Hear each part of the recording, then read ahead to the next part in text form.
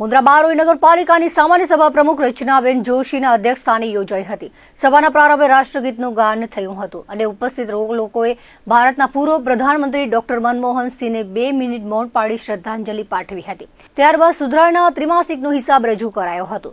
વિપક્ષી નેતાએ શહેરના જાહેર માર્ગો પર આંખલાનો ત્રાસ શહેરીજનો માટે માથાના દુખાવા રૂપ સાબિત થયો છે અને સુધરાઈને 11 લાખની ગ્રાન્ટ પ્રાપ્ત થઈ છે.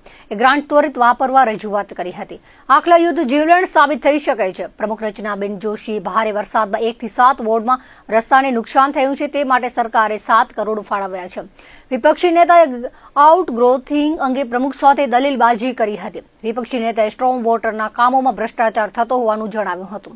વિપક્ષના ઉપનેતાએ શહેરમાં ગટર, રોડ તેમજ અન્ય વિકાસ કામોમાં ભ્રષ્ટાચાર થઈ રહ્યો હોવાનો આક્ષેપ કર્યો હતો. તેમજ પ્રમુખ રચનાબેન જોશીએ નર્મદા યોજના માટે મુખ્યમંત્રી દ્વારા 36 લાખની ફાળવણી કરાતા અભિવાદન ઠરાવ કરાયો હતો. વિપક્ષી નેતા ઇમરાન જતે પોતાના વોર્ડમાં વિકાસ કામો કરવામાં આવે, સરકારી જમીન પર ફેન્સિંગ કરવા બાબતે પ્રમુખે ઠરાવ કર્યો હતો.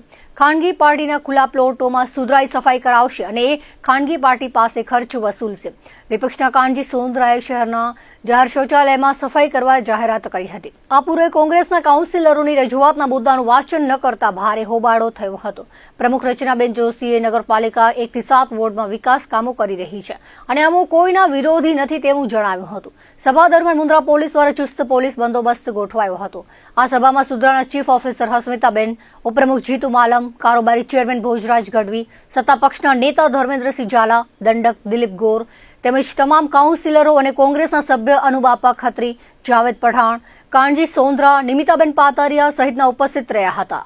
સર્વપ્રથમ આજની સામાન્ય સભા ખૂબ સારામાં સરાઈ રહી, કારણ કે હંમેશા આપણે બધાનો એક જ અમારો ઉદ્દેશ્ય હોય 28 કાઉન્સિલરોનો કે મુન્દ્રા બારોઈની અંદર જ્યાં પણ વિકાસના કામો થતા હોય એ વધારે આગળ વધે અને આખું મુન્દ્રા બારોઈ આપણને જે કલ્પના છે કે એક મુન્દ્રા સારું મુન્દ્રા બને, વિકસિત મુન્દ્રા બને, તો એમાં સાથે મળીને આજની સામાન્ય સભામાં ઠરાવો પસાર કરવામાં આવ્યા અને બધા ઠરાવો લગભગ સુધી તો સર્વાનુમતે હતા. જ્યાં વિપક્ષને વિરોધ હતો ત્યાં એમણે બહુમતીથી અમે લોકોએ લીધા છે. અને આપ શ્રી જે કહો છો કે વિપક્ષે વિરોધ કર્યો, તો વિપક્ષનું કામ છે કે વિરોધ કરવા, બાકી મુન્દ્રા બારોઈ નગરપાલિકાનું કામ એક જ છે કે મુન્દ્રા બારોઈ નગરપાલિકાના 1 થી 7 વોર્ડની અંદર વિકાસના કામો ભારતીય જનતા પાર્ટી હેઠળની આ મુન્દ્રા બારોઈ નગરપાલિકા માત્ર ને માત્ર વિકાસના કામોને આગળ વધારે છે. અને આ વિકાસના કામોમાં 1 થી 7 વોર્ડ અને દરેક સમાજને સાથે રાખી અને સારામાં સારા કામો થતા હોય એના માટે ક્યાંય પણ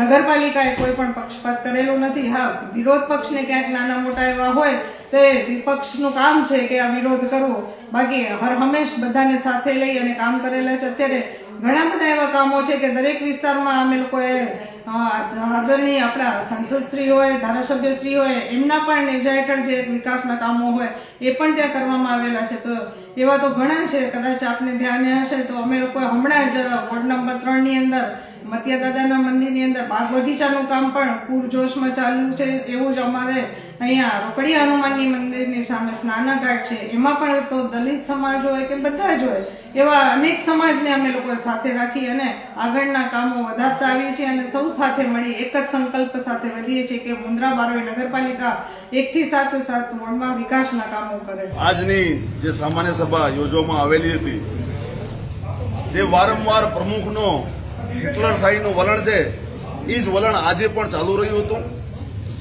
પ્રમુખને પોતાને પહેલા તો એજન્ડાનું વાંચન કરે છે, પણ એજન્ડામાં શું લખેલું છે એમને કોઈ માહિતી નથી. આજે મેં જયારે પ્રમુખને એજન્ડાનો અમુક 2-3 એજન્ડાનો ડેફિનેશન પૂછ્યો કે આની વ્યાખ્યા શું છે, એ વ્યાખ્યા પણ પ્રમુખને ખબર નથી. દરેક મુદ્દાઓ પર વાંચન કરી અને પોતાનો મુદ્દો બહુમતીથી પસાર કરવા માંગે છે. કોઈ પણ વિકાસના કામો કે જ્યાં મસ્ત મોટા ભ્રષ્ટાચાર થઈ રહ્યા છે, જ્યાં ગટરો ખુલ્લી પડી છે, સ્ટોમ વોટરનું કામ હોય, પાણીનું કામ હોય, જ્યાં મોટા પાયે ભ્રષ્ટાચાર થઈ રહ્યું છે, એ ભ્રષ્ટાચાર ઉપર પ્રમુખને કોઈ પણ જાતનો ઇન્ટરેસ્ટ નથી. એ કોન્ટ્રાક્ટરો ઉપર કોઈ પણ જાતના પગલાં નથી લેવામાં આવતા. એ જે અધિકારીઓ છે એમના ઉપર કોઈ પણ જાતના પગલાં નથી લેવામાં આવતા. આજે મુન્દ્રા મહેસૂરી સમાજની જે 2 માંગણીઓ, જમાનાથી જે માંગણીઓ છે, એ બંને માંગણીઓ અમે લેખિતમાં અમારા કાઉન્સિલરોએ અને મુન્દ્રા મહેસૂરી સમાજના પ્રમુખને આપેલી હતી. પણ છતાંય પ્રમુખે એ માંગણીઓનું વાંચન પણ સામાન્ય સભામાં નથી કર્યું. સામાન્ય નગરપાલિકાની મિટિંગમાં લેખિત આપેલું છે 3 મુદ્દા. એક મુદ્દો તો અગાઉ જે મિટિંગ થયેલી એમાં સર્વાનુમતે ઠરાવ થયેલો હતો. શ્રીજી એજન્સી જે ચૂકવણો કરવામાં ના આવે તેનો ચૂકવણો એ લોકોએ કરી આપ્યો છે મિલીભગતથી. જે એજન્સીનો માલિક ભાજપનો સદસ્ય છે. અને બીજો મુદ્દો કે ક્રિષ્ના કન્સ્ટ્રક્શન હવે લેખિત આપેલો અવારનવાર કે 1 મહિનામાં એનો રોડ તૂટી ગયેલો છે, તેમ છતાંય પણ એ લોકો એમના ઉપર કોઈ એક્શન લેતા નથી. એમને બ્લેકલિસ્ટ કરવાનો અમે લેખિત આપેલો, એમને બ્લેકલિસ્ટ માટે પણ કોઈ પણ જાતની કાર્યવાહી કરવામાં આવેલ નથી.